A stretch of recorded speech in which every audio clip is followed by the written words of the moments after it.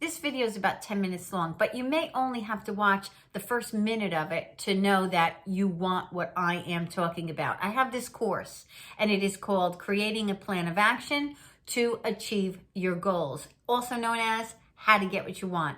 And so this video is snippets of that course. So watch the video, see if you like it, go in the description box and get started this weekend. Get started today. It is about 2 hours and 40 minutes. And in that amount of time, you can decide what you want, how to make it happen, plug it into your calendar, and then get all the motivation that you need to keep going and succeed.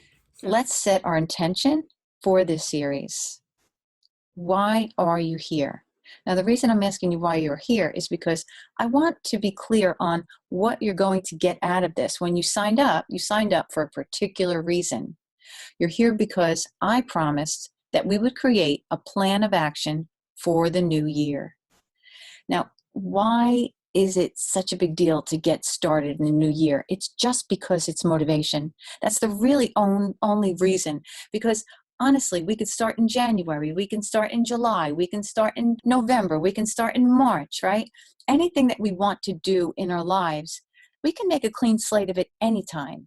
But there's something about the new year that makes us feel like it's fresh. And so it's January, right? It's a new year. It's a lot of motivation. Happy New Year. We want to get started. When the new year comes, we're really super motivated to get things started. And the reason that I offered this was because I know how frustrating it is when you want to do something like this, but it feels so overwhelming. And I knew that I could help. Here's the fact though, okay? All the months of the year, we can find motivation in all of the months of the year, no matter what year it is or what month we're in. Now, the reason I'm saying this is because I want you to be able to use this particular series anytime you need it. There's going to be times when another thing comes up in your life that you need to set a goal for and plan for. You can use this. If you see this only as a New Year's thing, something you could use for the new year for it, then you're not going to take advantage of all that it has to offer.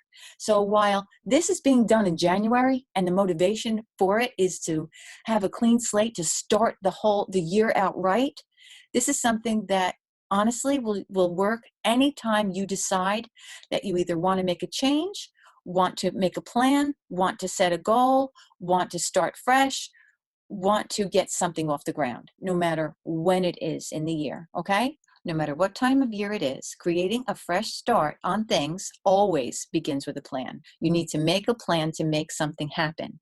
If there is something you want or need to do, if you are in any position where a goal needs to be set and met, all you have to do is show up like you have right here, and together we'll create a plan of action to make this year the best year ever, or to make whatever it is that you want to happen, to set a goal and reach a goal, no matter what time of year it is. So welcome. Welcome to Creating a Plan of Action to Reach Your Goals, also known as How to Get What You Want. Okay, now what you want to do is you want to fill your calendar or your planner or your digital planner, whatever you're using, with your static important dates and appointments. So this could be like somebody's birthday, right? And then maybe, here's an example, maybe you go to the chiropractor every Tuesday.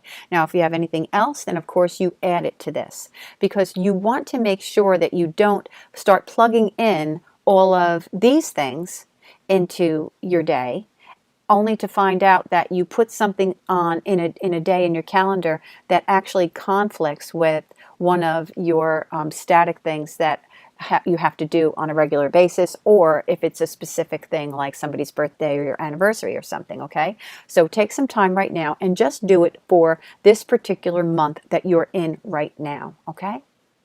Pause the video and do this right now. All right, the next thing that we want to talk about is getting sidetracked. We have so much more to get sidetracked in our lives now than we ever had before.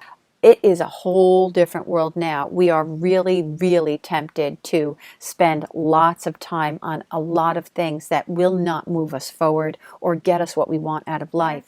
If you hadn't finished everything that we had to do during this session, please make sure that you make the time for it. If you can't do it now, make this be one of the things that you put in your calendar when you will make the appointment with yourself to get these things done. This is our fourth video, our fourth video in the series.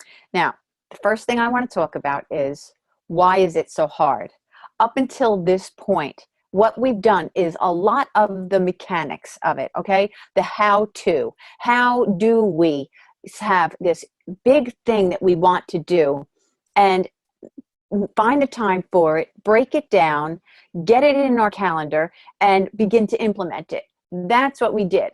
And then yesterday, we got into a lot of the motivational part of it. So you got a lot of that yesterday. We're going to do a little bit more of that today. So one of the things is, why is it so hard? When we understand why things happen the way they do, you know, like why sometimes we're caught like deer in headlights, when we understand what the problem is, now it can be solved. Doesn't it make sense that we can't solve a problem we don't even know exists, or we can't figure out what it is, right? We can't solve that problem. The moment you do something that's different than the norm, you get uncomfortable. And the way we define uncomfortable is bad. But this is the thing, and I don't have a slide for this. I wish I did. So what I think I'll do is I'll stop the screen share so that I can talk to you. Okay, here's the thing about that. All right, I talk about this quite a bit. I don't think it can be talked about enough. We have to give bad a different meaning, okay? We know how to do this when we go to the gym. You go to the gym, you work out, your arms hurt, your butt hurts, you get happy. You say, oh, brother, I really had a great workout. I could barely walk up the stairs. That's pain, isn't it? Why are we happy about that? Because of the meaning we gave to it. That's why. Let's say you're outside working in the garden, okay? You're outside working in the garden, hasn't been worked on for a really long time. The ground is really, really hard, hasn't been worked, got lots of weeds and stuff in there. When you're done, you're hot, you're sweaty, you're dirty, you might have calluses and bleeding on your hands over here, right? You don't look good at all. But when you're done, do you feel like, I'll never do that again? That was bad. It seems bad, doesn't it? It's bad. You got dirty. You got sweaty. You have pain. You're bleeding. That's not good. But what meaning did you give it? Accomplishment. Another reason for survival, the reason that habits are there. Could you imagine if every time you had to run away from something dangerous, you had to learn how to do it? Could you imagine if every time you got into the car to drive away, you had to learn how to do it, right? Could you imagine if every time you had to walk down the stairs, you had to learn how to do it? The reason you know how to do these things is because they are habitual. Habits are there in place to keep us alive, all right? So when you're going to break these habits or change these habits, there's going to be a fight about that, because you're used to doing things a certain way. And when you try to do those things a different way, your body isn't going to like it. Okay? So be aware of that. Now, there's something else I want to talk about with the habits that I learned from this book here called The Power of Habits. So it doesn't mean you're not going to fall into that roadblock, but when you do, you're going to understand it. You're going to be like, oh, I get what just happened. You'll get up and you'll move on. And the next time it tries to happen, you might fall down again because you weren't quick enough to get it. But by the third or fourth time, you're not going to buy that crap anymore. You're going to step over that hole. See what I mean?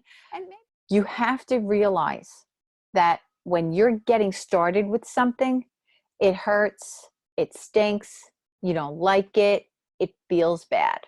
All right? All of that happens.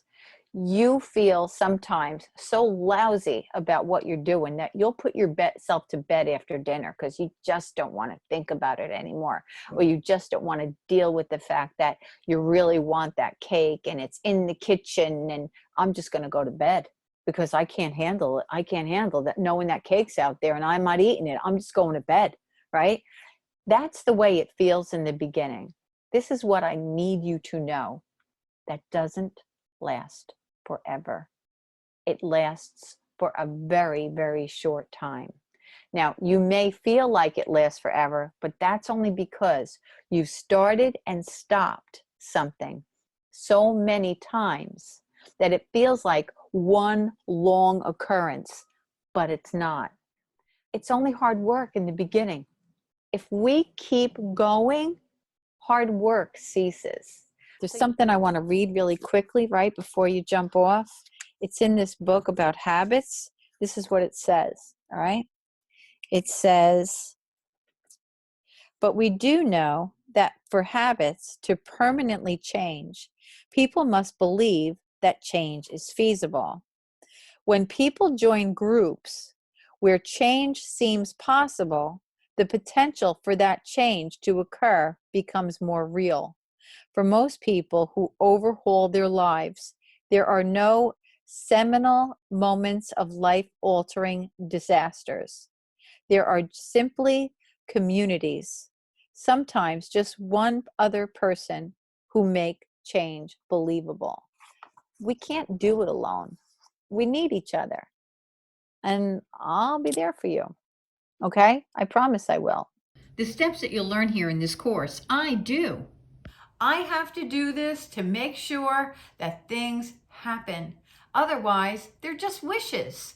If we don't have a plan, if we don't know how to plug in everything that it takes to make something happen that we want to happen, it doesn't happen. So I hope to see you on the inside, because I'm going to be there with you every step of the way. You got bugs called a bug eye. You cook bacon, apple pie. If you sew, you fix or tear. Clean or clean my underwear. These are the things we do. The house is a mess with all the junk. The sink's clogged up with dinner time gunk.